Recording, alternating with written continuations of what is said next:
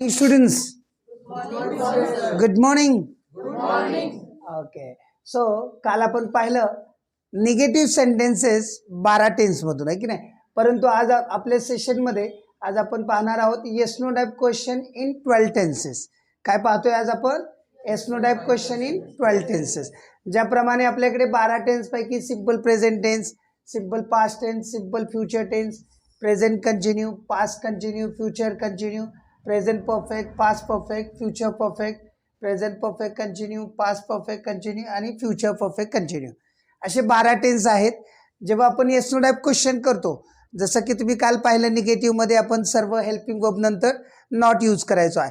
परंतु आजच्या सेशनमध्ये आज आपण येस नो टाइप क्वेश्चन करत असताना सुरुवातीला हेल्पिंग वर्ब आले पाहिजेत. काय आले पाहिजे?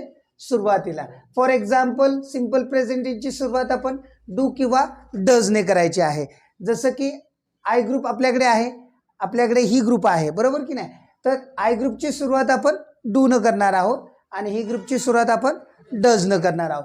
त्यानंतर सिंपल पास्ट टेन्समध्ये सर्वच म्हणजे आय ग्रुप असो अथवा ही ग्रुप असो दोन्हींची सुरुवातीला डीड हे हेल्पिंग वर्ब वापरायचं आहे. त्यानंतर सिंपल फ्युचर टेन्समध्ये आपण सुरुवातीला म्हणजे आय ग्रुप असो अथवा ही ग्रुप असो विलनेच सुरुवात करायची आहे. त्यानंतर आपल्याकडे प्रेझेंट कंटिन्यू टेन्स आहे, त्याच्यामध्ये मात्र आपल्याला वेगवेगळ्या प्रकारचे हेल्पिंग वर्ब यूज करायचे. जसं की एम, आर, इज. जर आयच्या आधी आपण एम घेतोय, बाकीचे आय ग्रुपमधील सब्जेक्ट जे आहेत त्यांच्या आधी आपण आर घेणार आहोत. त्यानंतर आपला ही जो ग्रुप आहे तर ही ग्रुपची सुरुवात आपण इजने करणार आहोत. ओके. त्यानंतर past continuous tense. Past continuous टेन्समध्ये आपल्याकडे वॉज वेअर आहे, तर आय हा सब्जेक्ट आहे तर आय ग्रुपमधील आय या सब्जेक्टच्या आधी वॉज घ्यायचा आहे. बाकीचे आय ग्रुपच्या नंतरचे जे सब्जेक्ट आहेत जसं की यू, वी, दे यानंतर वेअरच याच्या आधी आपण वेअर घेणार आहोत. त्यानंतर ही ग्रुपची सुरुवात करताना सर्वांच्या आधी वॉज हे हेल्पिंग वर्ब आलं पाहिजे आहे. त्यानंतर फ्युचर कंटिन्यू टेन्समध्ये सर्वांच्याच आधी विल आलं पाहिजे, परंतु हे विल बी आपल्याकडे हेल्पिंग वर्ब आहे.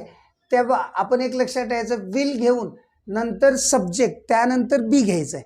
मग ते आय ग्रुप असो अथवा ही ग्रुप असो. नंतर आहे आपल्याकडे present perfect tense. Present perfect टेन्समध्ये मात्र आपण आय ग्रुपची सुरुवात हॅवने करायची आहे आणि ही ग्रुपची सुरुवात हॅजने करायची आहे. त्यानंतर पास्ट परफेक्ट टेन्समध्ये एकच हेल्पिंग वर्ब आहे ते म्हणजे हॅड. त्यामुळे दोन्ही ग्रुपची सुरुवात करताना हॅडनेच सुरुवात करायची आहे. त्यानंतर फ्युचर परफेक्ट टेन्समध्ये विल प्लस सब्जेक्ट नंतर हॅव घ्यायचं आहे आपल्याला. आलं लक्षात. मग ते आय ग्रुप असो अथवा ही ग्रुप असो. आलं लक्षात. त्यानंतर प्रेझेंट परफेक्ट कंटिन्यू टेन्समध्ये यामध्ये सुद्धा आपल्याकडे हॅवन, हॅज असे दोन हेल्पिंग वर्ब आहेत. परंतु हॅवन, हॅज घेत असताना हा जो टेन्स आहे प्रेझेंट परफेक्ट कंटिन्यू टेन्स याच्यामध्ये आपण हॅव सब्जेक्ट बीन घ्यायचं आणि ही ग्रुपमध्ये हॅज सब्जेक्ट बीन घ्यायचं आहे. त्यानंतर पास्ट परफेक्ट कंटिन्यू टेन्समध्ये हॅडच आहे फक्त, त्यामुळे हॅड प्लस सब्जेक्ट त्यानंतर बीन नंतर जे काय आपलं रेग्युलर स्ट्रक्चर आहे त्यानुसार यूज करायचं आहे. त्यानंतर फ्युचर परफेक्ट कंटिन्यू टेन्समध्ये सुरुवातीला विल नंतर सब्जेक्ट नंतर हॅव बीनचा वापर करणार आहोत. अशा प्रकारे हे पूर्ण 12 टेन्समध्ये येस नो टाईपचं लाईक अ स्ट्रक्चर सांगितलेलं आहे किंवा आपण म्हणू शकतो फॉर्म्युला. आता यानुसार मराठीमध्ये आपण जेव्हा 12 टेन्समध्ये क्वेश्चन करताना कसं बोलायचं असतं. फॉर एक्झाम्पल सिंपल प्रेझेंट टेन्समध्ये तो का, काय बोलणार आहोत आपण? तो का. सिंपल पास्ट टेन्समध्ये ल का, सिंपल पास्ट टेन्समध्ये नार का, प्रेझेंट कंटिन्यूमध्ये त आहे का, पास्ट कंटिन्यूमध्ये त होतं का, फ्युचर कंटिन्यूमध्ये त असेल का, प्रेझेंट परफेक्ट टेन्समध्ये लेलं आहे का, पास्ट परफेक्ट टेन्समध्ये लेलं होतं का, फ्युचर परफेक्ट टेन्समध्ये लेलं असेल का, प्रेझेंट परफेक्ट कंटिन्यूमध्ये त लेलं आहे का, पास्ट परफेक्ट कंटिन्यूमध्ये त लेलं होतं आणि फ्युचर परफेक्ट कंटिन्यूमध्ये त लेलं असेल का. फॉर एक्झाम्पल मी आता एक मराठी तुम्हाला 12 टेन्समध्ये क्वेश्चन कसे विचारायचे मराठीतून त्याचं एक उदाहरण तुम्हाला देणार आहे. जसं की माझ्यानंतर बोला. तो पत्र लिहितो का, त्याने पत्र लिहिलं का, तो पत्र लिहिल का किंवा तो पत्र लिहिणार का, तो पत्र लिहित आहे का, तो पत्र लिहित होता का, तो पत्र लिहित असेल का, त्याने पत्र लिहिलेले आहे का, त्याने पत्र लिहिलेले होतं का? त्याने पत्र लिहिलेले असेल का? तो पत्र लिहित आलेला आहे का? तो पत्र लिहित आलेला होता का? तो पत्र लिहित आलेला असेल का? म्हणजेच आपण यामध्ये काय पाहिलं, येस नो टाईप क्वेश्चनमध्ये मराठीतून क्वेश्चन कसे विचारायचे असतात त्यापैकी एक एक उदाहरण पाहिलं आपण. ओके, आता हेच आपण इंग्लिशमधून पूर्ण 12 टेन्समधून आपण काय करणार आहोत, क्वेश्चन तयार करताना वेगवेगळ्या प्रकारचे हेल्पिंग वर्ब आधी घेऊन क्वेश्चन तयार करतोय आपण. तर सर्वांनी माझ्यानंतर बोला, do you write a letter? तू पत्र लिहितो का? Did you write a letter? तू पत्र लिहिलं का? Will you write a letter? तू पत्र लिहिशील का?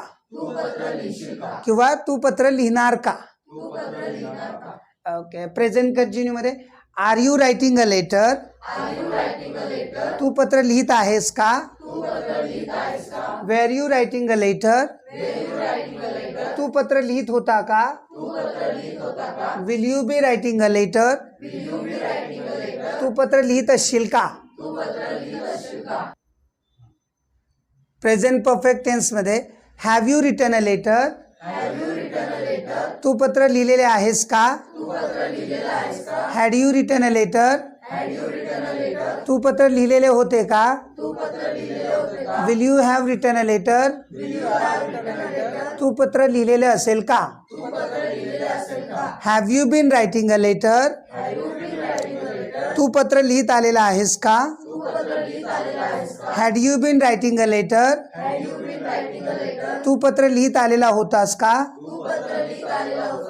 Will you have been writing a letter? तू पत्र लिहित आलेला असशील का? आता हे पाहिलं आपण एक आय ग्रुपचं येस टू टाईप क्वेश्चन कसं 12 टेन्समध्ये बनवायचं. आता आपण ही ग्रुपमधून पाहणार आहोत. ओके, तर माझ्यानंतर बोला सर्वांनी, does he write a letter? तो पत्र लिहितो का? Did he write a letter? त्याने पत्र लिहिलं का? Will he write a letter?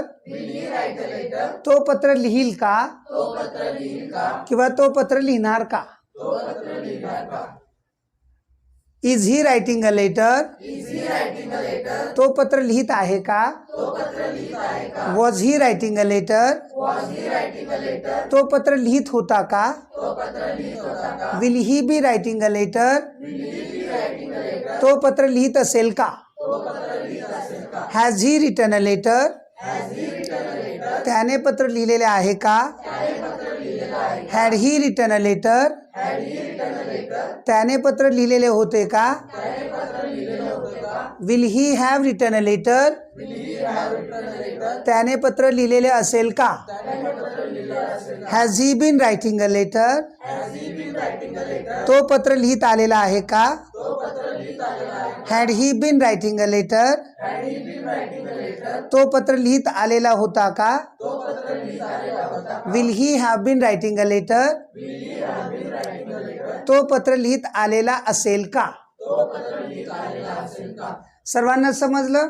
12 tense मधून आपण एक एक उदाहरण पाहिलं, आय ग्रुपचं आणि ही ग्रुपचं.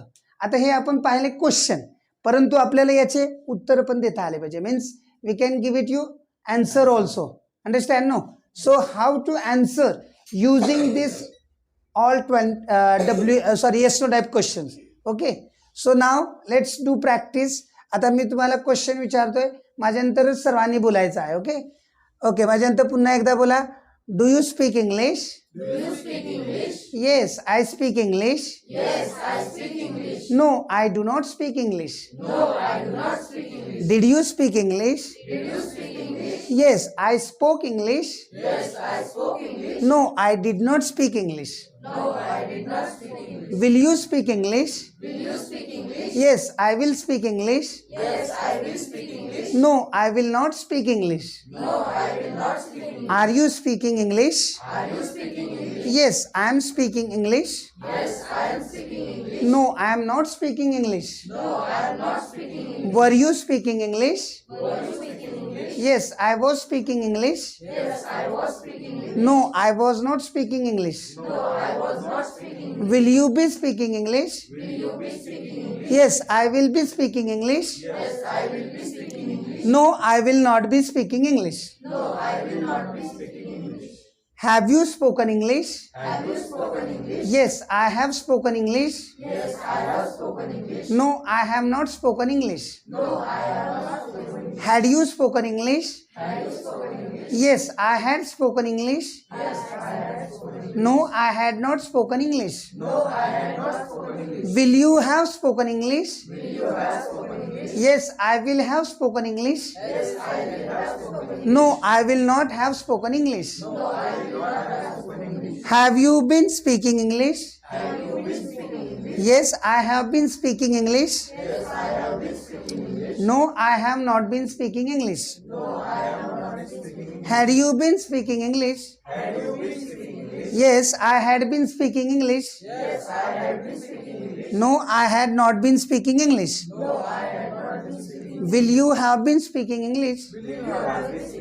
Yes, I will have been speaking English. No, I will not have been speaking English. आता पाहिलं आपण आय ग्रुपचं येस नो टाईप क्वेश्चन कसं बनवायचं. आता पाहतोय आपण ही ग्रुपनुसार. ओके, सर्वांनी माझ्यानंतर बोला. Does he speak English? Yes, he speaks English. No, he does not speak English. Did he speak English? Yes, he spoke English. No, he did not speak English. Will he speak English?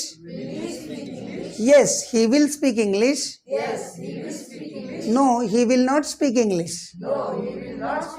Is he speaking English? Yes, he is speaking English. No, he is not speaking English. Was he speaking English? Yes, he was speaking English. No, he was not speaking English. Will he be speaking English? Yes, he will be speaking English. No, he will not be speaking English. Has he spoken English? Yes, he has spoken English. No, he has not spoken English. Had he spoken English? Yes, he had spoken English. No, he had not spoken English. Will he have spoken English? Yes, he will have spoken English. No, he will not have spoken English. Has he been speaking English? Yes, he has been speaking English. No, he has not been speaking English. Had he been speaking English? Yes, he had been speaking English. No, he had not been speaking English. Will he have been speaking English?